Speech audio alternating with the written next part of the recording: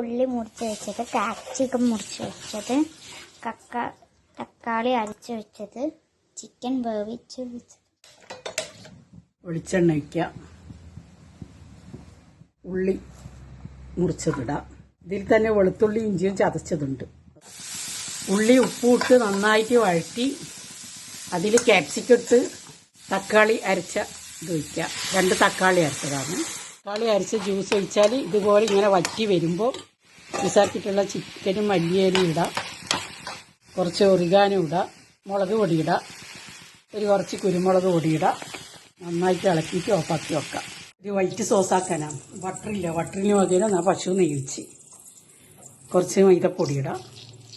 ബട്ടറിന് പകരം പശു നെയ്യ് ഒഴിച്ച് എന്നിട്ട് അതിൽ മൈദപ്പൊടി ഇട്ട് ഇളക്കി പാലൊഴിച്ച് കുറച്ച് കുരുമുളക് പൊടി ഇട്ട് ഉപ്പും ഇട്ട് ഇതാ സോസായി. വൈറ്റ് സോസ് എന്താ നല്ല വൈറ്റ് സോസായി.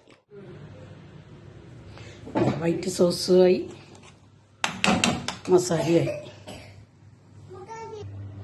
സലാഡ് ഉണ്ടാക്കുന്ന വിധം: ചീസ്, ബ്രെഡ് സൈഡ് കട്ട് ചെയ്തത്, സോസ്, മസാല. അടിയിൽ കുറച്ച് സോസ് വരട്ടാം, ബ്രെഡ് വെക്കാം.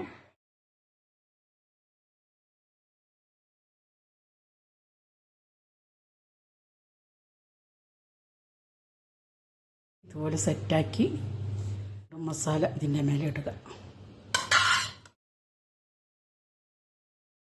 വീണ്ടും മസാല നിറച്ച് കുറച്ച് സോസ് ബാക്കിയുണ്ട്, അത് ഇതിൻ്റെ മേലെ വയ്ക്കുക. വീണ്ടും അതിൻ്റെ മേലെ ചീസ് വെച്ച് ഇത് ഓവനിൽ വെച്ച് ബേക്ക് ചെയ്തെടുക്കുക.